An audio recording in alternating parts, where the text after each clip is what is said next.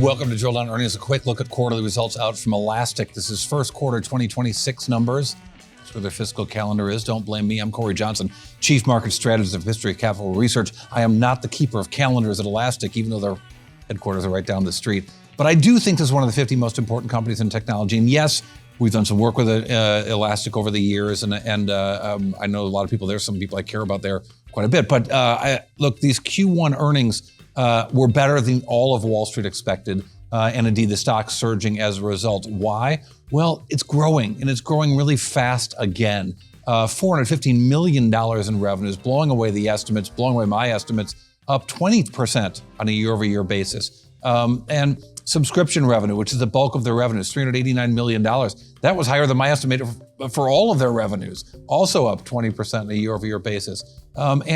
There's lots of ways to look at this business in terms of how big their customers are, what their customers are. Let's talk about what they sell. So this company sells products that use AI and vectorization and have for a very long time, long before these were common words in the world of technology and even in business, where they understand what's happening with data, where it's happening, and it was used initially for search, right? The ability to search databases, search large piles of information. It was also used for observability, knowing where products are on a network, and then finally used for security, because once you know what's happening with the data and what devices are using it, then you can have security. And indeed, they had a very strong quarter in security.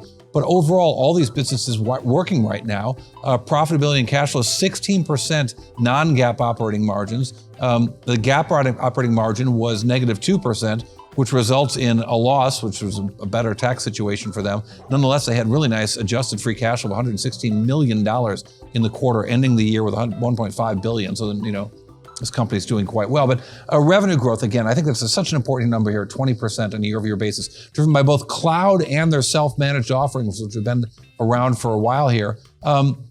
Their cloud business in particular, up 24% year-over-year, with 2,200 customers using their Gen AI products, which are somewhat new to this world. Indeed, they had a very strong quarter in terms of getting big customers to spend more, even as they continue to add customers. Subscription mix at sales-led subscription up 22%. Let's remember a little over a year ago, they did a reorganization of their sales department.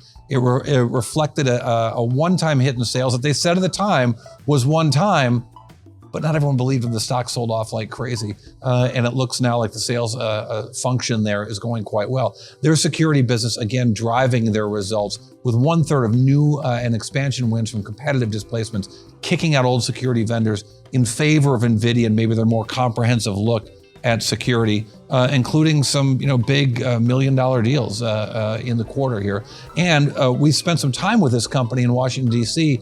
In the summer, or even in late spring, I guess it was, and they signed a strategic agreement with the U.S. General Services Administration. And they've got, they're advancing with some other products, other offerings and contracts that looks really powerful because of their partnerships with companies like Dell and NVIDIA. For the AI platforms. Now, subscription is 94% of revenues. It is most of the game here. Keeping services light shows you how good the product works, right? If they can sell subscriptions and not have to spend a lot of money on services, that means stuff is working for this company. This is that true software. This isn't some company that will convince someone to buy stuff and then sends in an army of consultants here. And the subscription business, as I mentioned, 20%, and big customers. So there was customer growth. That's good. 0.7%. That's not a lot. But this has always been a land and expand story, that they would get people to use a little bit of the software and then grow the business. And the large customers are expanding. The customers that spend more than $100,000 now up to 1,550, up 17% on a year-over-year basis. The average revenue per customer, this is from my spreadsheet, not their math, but average revenue per customer up 17%. Think about that. When the customer growth was less than 1%, that really shows you how much growth we're seeing from their customers and how much they're expanding customers and getting bigger customers when they do add customers. The stock is down 15% a year, but right after the market closed and these numbers came out, it surged to go up 17% in after-hours trading. So a big bump in the stock, making up for a lot in the last year. And indeed, the stock now finally up for the year. And again, that's on the back of big customers. So over the course of the last 4 years, with the target of big customers, they have added 99% to their large customer count over the course of the last 4 years. And the latest thing driving that is Gen AI. Generative AI adoption is driving the spending. They've got, as I mentioned, 2,200 Elastic Cloud customers now using their Gen AI workloads. And a lot of them spending a lot of money. CEO Ash Kulkarni, who we've talked to many times, even keeled guy, but this is a really strong quarter for the company. You can see it from the stock reaction. Here's what he had to say. This was a really strong quarter with very broad, performance strength that we saw across all solution areas. Search, driven by Gen AI, continues to be a very strong tailwind for us. But this quarter, we also saw security, and the platform consolidation motion that we've been describing work very, very nicely for us. I think one of the stats that I talked about was the fact that, a third of the business in security this quarter came from competitive displacements. And these deals take some time to build, but we are starting to see that momentum. And this is primarily because customers are looking to consolidate onto platforms that tend to see security and observability as a data problem.